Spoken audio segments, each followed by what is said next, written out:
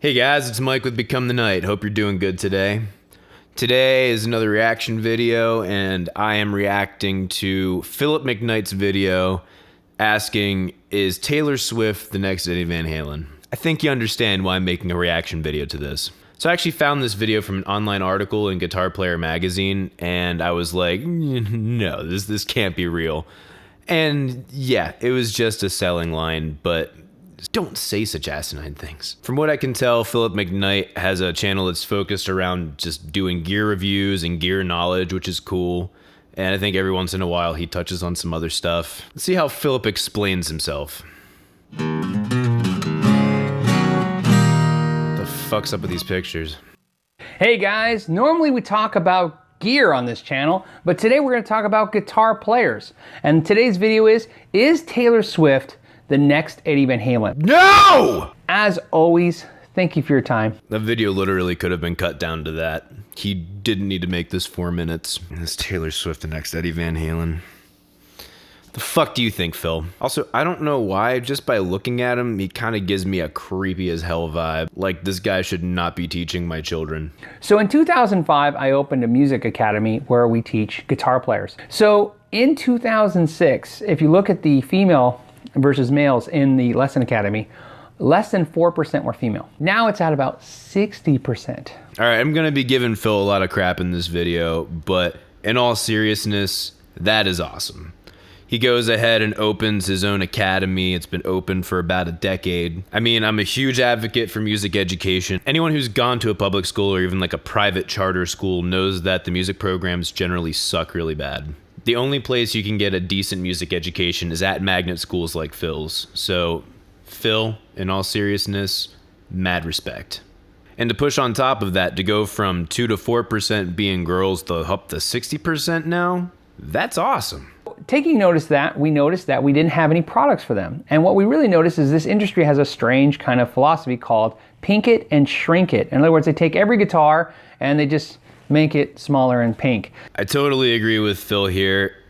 That's annoying as hell. Now, I personally feel like guitars, for the most part, are genderless. Although I have heard from several girls that they have a tough time wrapping their hands around the neck because their hands are too small.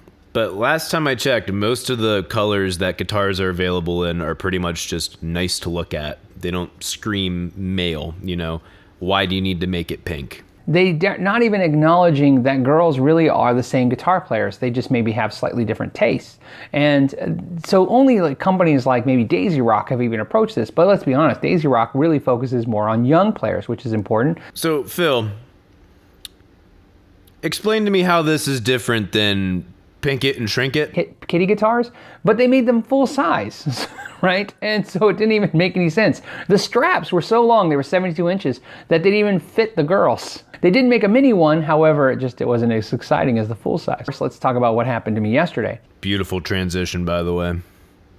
Also, why do I care about what happened to you yesterday? One of my friends of the channel emailed me and said, hey, his niece, who's going to be 16, said, how come the t-shirts only have dudes on them? And I was like, you know, even I have done the same thing that I've been complaining about the manufacturers doing. Have you?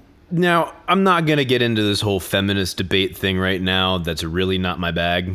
What I am going to get into is getting this motherfucking thing to stay where it belongs. That's better. Now, you can call it my inherent male bias, and I can't argue that that's wrong. But if I look at that shirt and I see a stick figure on it, I think person. I don't think he has a penis. That's just me. That's my reaction. So I usually don't care about these things. I could see why a girl would maybe care about these things. Let's see what Phil's solution was. So immediately we made this one. So there's a new logo that now for the females. Phil's solution was to give them dresses. Okay. And I did not make the logo smaller and make it pink. It's the same size, I promise. The idea wasn't the color pink itself, Phil. The idea was that the color pink and that ugly Pepto pink that you were talking about is associated strictly as a female thing. So you thought that the proper response was giving the person a dress to say, this is definitely a female.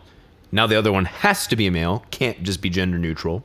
So Let's wait until the exact next words that come out of his mouth as to why this is a problem. Players. Now let's be honest, in the 80s there was a ton of them. There was Jennifer Batten, who was probably one of my favorite. I went and saw her. Who's not wearing a dress. There was obviously Lita Ford and Joan Jett and Bonnie Raitt and Tracy Chapman. Who are not wearing dresses. But Taylor Swift is definitely the driving point. Here's how I know. We started asking the students, and what we found is 8 out of 10 of the students attributed Taylor Swift to the reason why they're playing music. They're obviously kids, so they don't know any better. And to be honest, I'm just happy they're in there learning music in the first place. I don't really care why.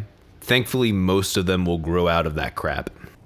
So what's interesting is you may not see her as anything other than a pop star, but really she's doing the same thing Eddie van Halen did in the early 80s. She's causing all the young players to want to take up an instrument and play. She's doing one thing that Eddie van Halen did. He's causing young people to pick up an instrument and play. That's good. Does that make her the new Eddie van Halen? No! Something that should be applauded amazingly and not made fun of. I 100% agree with Phil here. That is something that should be applauded and not made fun of. Taylor Swift should still be made fun of, but her being the catalyst for a lot of these young minds to go pick up an instrument is completely laudable and a beautiful thing. I mean, yeah, Taylor Swift is easy to pick on, but she does do some good things. I mean, she does give to charity. She does a lot of fan appreciation. I think that's a good thing. Still think she has her head up her ass, but that's a different story. You know, sometimes she's discounted as a pop star, but let's be honest, she is a musician.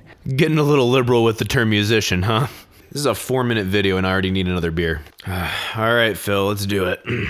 All right, guys, as always, just to let you know, in the month of October, just like we've done all month, if you buy one of the t-shirts in pink or black, half the proceeds go to Susan G. Komen. And if you send the picture in pink of a shirt of you in pink, so we can put it in the beginning into the videos, we will donate the other half to Susan G. Komen. All right, so...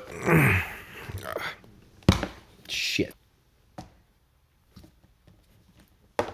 Fucking piece of ass. All right, so Phil definitely has his heart in the right place. There really is a problem for women in the music industry. It is next to impossible to make a career in this industry without selling yourself as a sex object. Even Adele, who's trying to tear down the stereotype of the perfect body image, which I think is a wonderful thing, still gets treated like a sex object, at least from what I can see.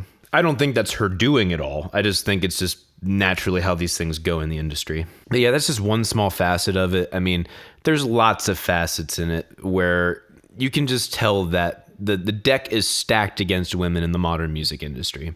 And this gear is one example of that. And I have to give him full props for not only opening it up his own music academy and teaching kids himself. That is so admirable. But also for recognizing that Taylor Swift did something awesome for these kids by inspiring them.